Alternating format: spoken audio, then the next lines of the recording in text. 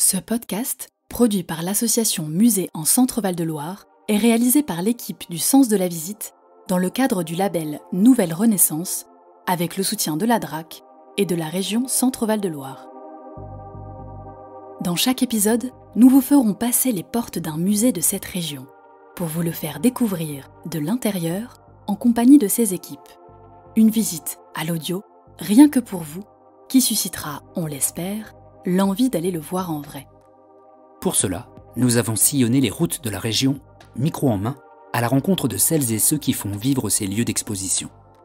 Passionnés par leur métier et attachés à leur territoire, ils vous partagent dans ce podcast l'histoire de leur musée, la diversité des collections et les actions qu'ils mènent au jour le jour pour le rendre plus accessible. Il y aura aussi des focus sur une ou plusieurs œuvres iconiques ou représentatives du lieu. Et puis, parce qu'on aime toujours écouter des histoires, ils vous raconteront la vie et la carrière d'un artiste intimement lié à ce musée. Il est temps maintenant de débuter ce voyage régional et muséal. Pour la première étape, direction l'Indre-et-Loire, à une 50aine de kilomètres au sud de Tours. Nous avons rendez-vous en plein cœur de la cité royale de Loches avec l'équipe du musée Lancier. Entièrement dédié à l'œuvre et à la collection d'Emmanuel Lancier, ce peintre paysagiste du XIXe siècle, ce musée, vous allez l'entendre, est situé dans une maison typique de la région, un lieu charmant, apaisant et hors du temps. Alors on est à l'intérieur du jardin du musée Lancier, qui est vraiment pris entre les remparts de la ville. D'un côté, on a le rempart de la forteresse et de l'autre côté, un rempart qui limite la rue Lancier dont on vient. Et on est dans ce petit havre de paix en pleine verdure, entre le musée lui-même, la maison musée de Lancier, et l'ancienne porte royale qui était la porte d'entrée de la forteresse. Sous la verrière du musée, Véronique Lourme, responsable du patrimoine à la mairie de Loches et du musée Lancier, nous accueille. Le musée Lancier, il existe depuis 120 ans. Il a été créé en 1902 sur la volonté du peintre Emmanuel Lancier. Il avait souhaité, un peu avant de mourir, de léguer sa maison de famille et ses collections pour qu'elles deviennent un musée en son nom. Et effectivement, après sa mort en 1893, des démarches ont été faites par la ville pour ouvrir ce musée. Donc il est là, musée municipal depuis 1902, à présenter la vie et l'œuvre de ce peintre. Ce musée a pour mission, comme tous les musées évidemment, de conserver, protéger les œuvres qui font partie de la collection du musée, et évidemment de les faire découvrir au plus grand nombre. Donc des plus jeunes aux plus âgés, peu importe leur niveau de connaissance, leurs habitudes ou pas de venir au musée. L'objectif est vraiment d'être le plus accueillant possible pour tous et aussi pour les scolaires évidemment. Vous parlez d'accueil, vous, en tant que personne qui travaillait dans ce musée, qu'est-ce que vous ressentez chaque matin quand vous passez la porte et que vous venez travailler dans cet endroit ? Un plaisir, la sensation d'avoir une chance immense de travailler dans ce lieu aussi charmant, aussi beau et un peu hors du temps. Et on s'installe là et on attend la découverte des visiteurs qui systématiquement eux-mêmes vivent un moment assez important ici, puisqu'ils sont 90% des visiteurs au moins à nous dire c'est une belle découverte, c'est un beau moment et c'est extrêmement appréciable d'entendre ça aussi souvent.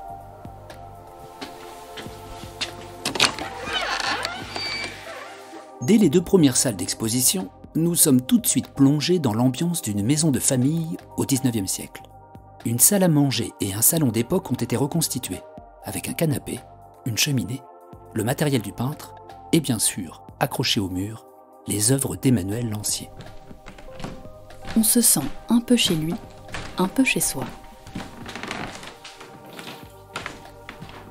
Alors on découvre dans ces pièces déjà un peu les collections d'Emmanuel Lancier. Il a légué vraiment une très très riche collection. Lui, dans sa vie, il a fait près de 1500 tableaux. Il en a légué à la ville 500, c'est un tiers, c'est déjà une belle quantité. Et parmi les collections, évidemment, il n'y a pas que des tableaux, il y a aussi des dessins, des carnets de croquis notamment. Et puis au-delà, on a tout ce qu'il a collectionné lui, qu'il a acheté, acquis durant son vivant. Donc énormément de photographies qui lui servaient d'outils de travail. Des estampes de différentes qualités, notamment des estampes de Piranesi et de Canaletto, qui sont des artistes italiens du XVIIIe siècle. Et au-delà, une très très belle collection asiatique dont on reparlera. Donc Emmanuel Lancier, c'est ce jeune homme qu'on voit sur le tableau qui est juste là-bas, donc cet autoportrait.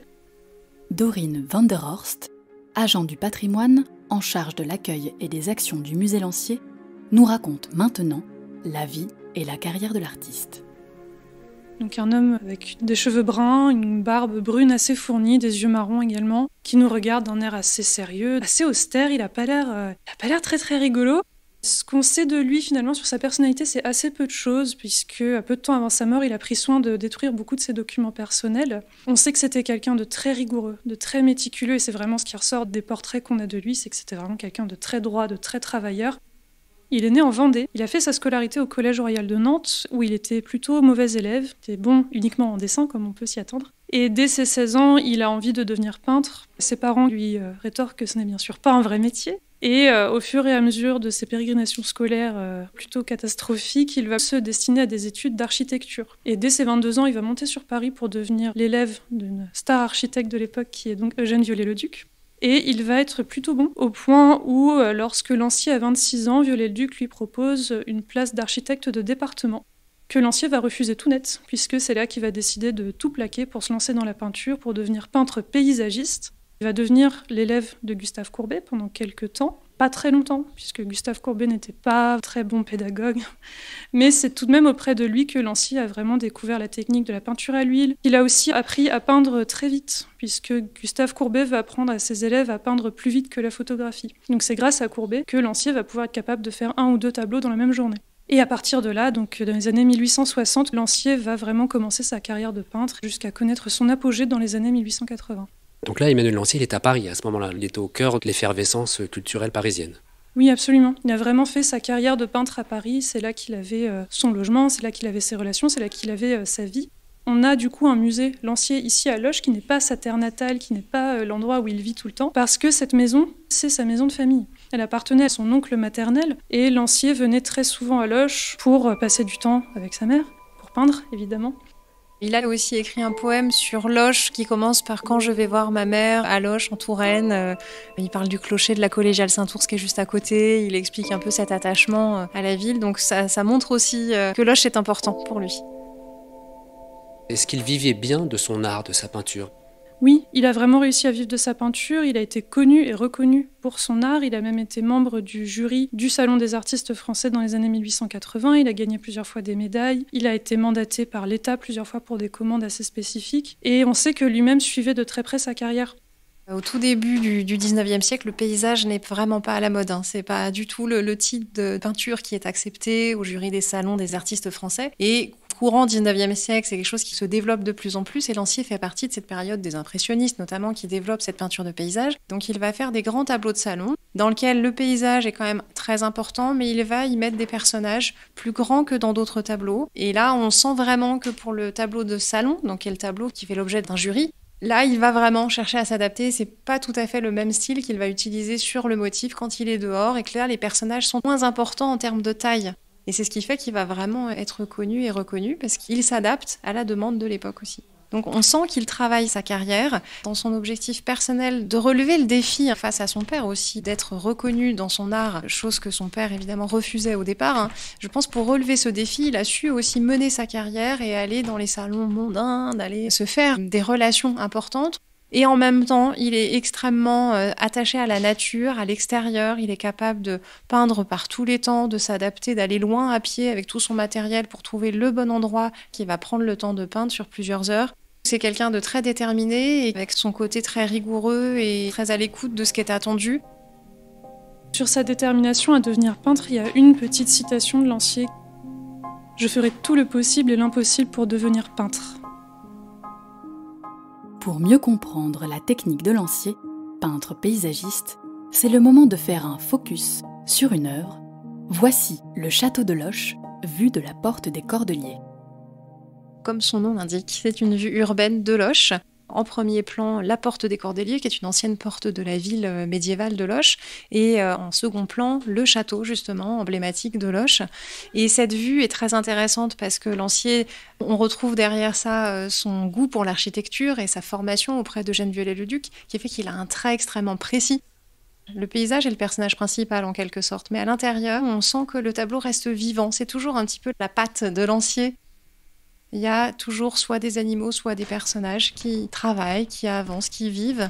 Et ici, on est dans Loches. Alors, il y a des passants, il y a des gens sur le pont. On a les cheminées des toits qui fument. Et toujours cette lumière extrêmement précise qui illumine toutes les façades blanches de tuffeau, très caractéristiques de la Touraine. Et ce qui est très intéressant dans ce tableau, c'est que Lancier, on sait qu'il l'a réalisé grâce à une photographie. En fait, il était grand collectionneur de photographies, elle lui servait vraiment pour travailler. Et il l'indique lui-même dans son inventaire qu'il a réalisé ce tableau à partir d'une photo qui est prise d'un bâtiment qui existe encore aujourd'hui, qui est l'ancien moulin des Cordeliers. Lui-même a probablement été sur place et ensuite, en atelier, il a travaillé sur la base de cette photo pour réaliser ce tableau. Donc c'est pas un tableau qui est fait sur le vif cette fois-ci, c'est pas un tableau qui est fait rapidement, il a pris le temps. Il note tous ses jours, en octobre et novembre 1891, où il a réalisé ce tableau. Il a un très très grand souci du détail et c'est ce qui fait la qualité de son œuvre aussi en général, que ce soit sur des paysages architecturaux, évidemment c'est très marqué, mais aussi sur des paysages plus naturels. Quand on voit le détail des feuilles d'arbres, des couleurs, de la lumière, puis le détail du trait, il est très attaché justement au dessin. C'est ce qui le différencie des impressionnistes et c'est parce qu'il est attaché au trait. Lui, il dessine toujours, même parfois sur la toile directement avant. On a encore des traces derrière certains tableaux. On voit que derrière la peinture qui est en épaisseur très faible, on voit le trait. On sait qu'il a dessiné sur la toile et ensuite il peint. Donc c'est vraiment ce souci du détail qui est extrêmement important chez lui. Qu'est-ce que représente cette œuvre pour vous qui travaillez ou pour les gens d'ici, parce que c'est une vue de Loches? Alors c'est un tableau qui nous touche beaucoup, nous, à Loches, parce que ce tableau représente vraiment la ville de Loches encore telle qu'on la voit aujourd'hui. Malgré plus d'une centaine d'années, presque 150 ans passés, on peut faire un petit jeu de différence, mais elles sont très très peu nombreuses. À part une maison qui a disparu, l'ensemble se retrouve de manière tout à fait identique. Donc c'est vraiment une carte postale de Loches qu'on peut encore avoir aujourd'hui.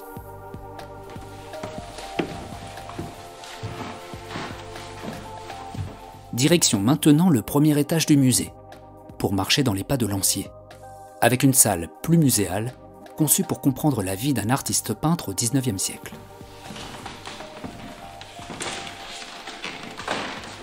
L'idée, c'est de faire un voyage dans le temps et de comprendre surtout comment Lancier, à cette époque-là, a vécu, avec quels moyens il a pu se déplacer pour aller peindre sur ces différents paysages. On est au 19e siècle, alors le train commence à se développer et qui va permettre vraiment d'aller beaucoup plus rapidement d'un lieu à l'autre. Et donc, c'est toute cette histoire qu'on va raconter, ces moyens de peindre à l'extérieur, tous ces outils qui se développent pour ces peintres paysagistes. Il faut une boîte à peinture, il faut tous ces pinceaux, ces toiles, etc. Et puis, dernier point de cette salle, c'est de parler de Lancier architecte. Alors, ce qui va vraiment faire complètement décoller sa carrière dans les années 1880, c'est qu'il va se faire connaître vraiment en tant que peintre architecte. Et même un article de l'époque parle de lui comme le Canaletto de Paris, plutôt élogieux. Et puis on va évidemment aller aussi un peu plus loin dans cette salle pour parler de Lancier collectionneur, parce que c'est aussi tout un pan de sa carrière qui est important. Il a notamment collectionné des gravures italiennes du XVIIIe siècle, notamment de Piranesi et Canaletto, mais surtout, il était un grand amateur d'art asiatique et plus particulièrement d'art japonais. Pour illustrer cette passion et cette collection, focus maintenant sur 6 estampes japonaises exposées devant nos yeux. Donc les estampes, c'est comme des tampons qui sont faits sur du bois, c'est de la xylographie. En l'occurrence, pour les estampes qu'on a sous les yeux aujourd'hui, c'est du papier crépon. Le papier ne résiste pas forcément très longtemps à la lumière, donc on les renouvelle assez régulièrement pour pas qu'elles soient exposées trop longtemps en fait. Et on a de la chance parce qu'on a vraiment une très grande quantité. Donc ça va être des scènes extrêmement diverses qui vont être représentées sur ces estampes. Là, ce qu'on a aujourd'hui, c'est par exemple des paysages, ça va être des scènes de vie quotidienne représentant des femmes en train de se promener ou qui sont au bord d'un lac avec en arrière-plan une montagne, des oiseaux. On a également des scènes de guerre avec des guerriers, des samouraïs. Et ce sont des thématiques que Lancier aime beaucoup, les arbres, les fleurs, la mer, les côtes, voilà. Tout ça, ce sont effectivement des thématiques qui sont plutôt chères à Lancier, ce qui peut expliquer pourquoi il était aussi passionné par ces estampes. Toujours au premier étage, et pour clore cette visite, nous voici maintenant dans la salle des découvertes. Adaptée au jeune public, c'est l'occasion également de découvrir les actions de médiation menées par le musée. Le temps peut être long dans un musée, donc on a souhaité créer cette salle plus pédagogique, plus ludique, pour essayer de comprendre l'œuvre de Lancier à hauteur d'enfant. On va revenir sur l'histoire de la peinture, comment on fabrique la peinture à l'huile, donc il va y avoir tout un petit espace, on va décrire la recette de la peinture à l'huile. On va avoir des volets à remonter avec des questions qui vont porter sur le 19e siècle. Est-ce qu'il y avait la télévision au 19e siècle? Est-ce qu'il y avait le téléphone? Est-ce qu'il y avait l'avion? Toutes ces questions qui nous replongent un petit peu dans le passé. Et l'idée aussi était de rendre le musée plus accessible aux différents types de handicaps. Vous avez vu que dans le musée, on a tous nos panneaux qui sont traduits en écriture facile à lire et à comprendre. Donc l'idée aussi, c'est que l'ensemble du musée soit plus facilement accessible à tous. Beaucoup de visiteurs apprécient cette simplification de lecture parce que quand on est debout en situation de visite, on n'a pas toujours la concentration nécessaire pour lire des très grands textes. Donc c'est très appréciable d'avoir un effet de résumé finalement simplifié qui va être un premier niveau de lecture qui permet après des fois d'aller en chercher un peu plus, mais qui peut se suffire à lui-même pour avoir les clés de lecture principales du musée. On essaye aussi vraiment de montrer les œuvres de Lancier par le biais de plusieurs sens. Le slogan du musée, c'est « Entrer dans la peinture de paysage » parce que le but, c'est vraiment de ressentir les tableaux de Lancier par tous ses biais. Donc il y a des dispositifs sensoriels un petit peu partout dans le musée, particulièrement au rez-de-chaussée, qui permettent d'appréhender les tableaux par le biais d'autres sens que la vue.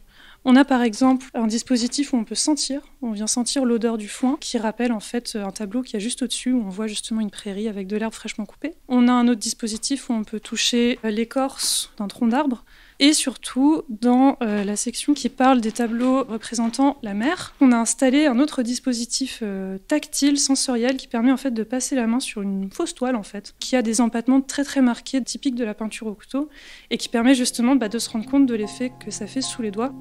Et du coup, de ne pas toucher les toiles, bien sûr. Avant de quitter les lieux, il fallait évidemment profiter du jardin. Avec sa multitude d'essences d'arbres, il offre surtout un point de vue unique sur la ville et sa région. Sous les feuilles protectrices d'un sophora du Japon, nous nous sommes posés.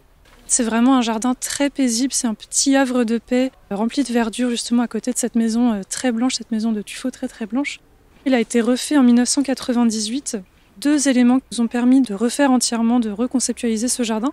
C'est tout d'abord une aquarelle de Lancier qui n'est malheureusement pas exposée parce qu'elle n'est pas en très très bon état, mais c'est un document qui nous a servi de source en fait pour recréer le jardin, puisque c'est une aquarelle qui représente le jardin de la maison de Lancier. C'est Lancier qui s'est posé dans un coin de son jardin pour peindre ce qu'il voyait. Et donc on voit un jardin typique de la fin du 19e siècle, inspiré des jardins à l'anglaise, avec des massifs très fournis, tout en courbe, en sinuosité. C'est pas du tout un jardin à la française.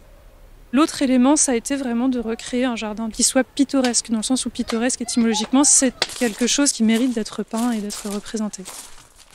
Depuis le jardin, on a une très très belle vue sur Loches et même un petit peu plus loin que Loches, sur ses environs. On voit plusieurs monuments emblématiques de la ville de Loches. On voit les rues pavées, les rues en tuffeau, qui font vraiment partie de la vieille ville. On voit la tour Saint-Antoine, on voit l'ancien palais de justice sur l'actuelle place qui s'appelle la place Verdun.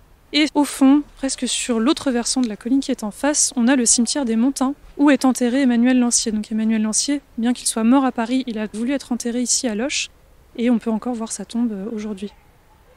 Ce que les visiteurs nous disent à la fin de leur visite, c'est que ça a été d'une part une belle découverte, mais surtout ça a été une pause en fait dans leur journée.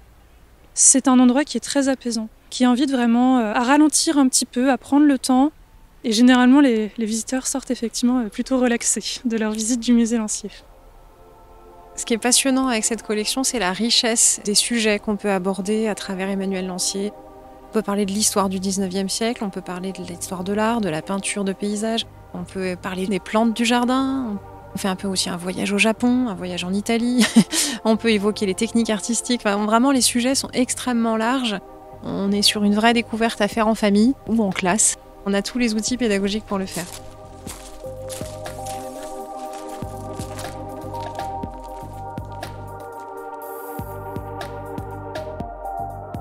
Retrouvez toutes les informations pratiques pour visiter le musée Lancier sur le site internet www.ville-loche.fr. Comme vous venez de l'entendre, le musée Lancier, c'est une immersion dans la peinture de paysage et dans le 19e siècle. C'est aussi un musée pour tous, grâce à ses médiations sensorielles et la salle de découverte. Et puis, c'est un jardin, une parenthèse de verdure en plein cœur de la cité royale de Loches. Le musée Lancier fait partie de l'association des musées en Centre-Val de Loire, un réseau d'une 60aine de musées dont vous pouvez retrouver toutes les informations et les collections en ligne sur le site de l'association www.museecentre.com. Il est temps maintenant pour nous de reprendre la route à la découverte d'un autre musée de la région Centre-Val de Loire. Alors, pour ne pas rater la prochaine visite, abonnez-vous à ce podcast sur votre plateforme d'écoute préférée.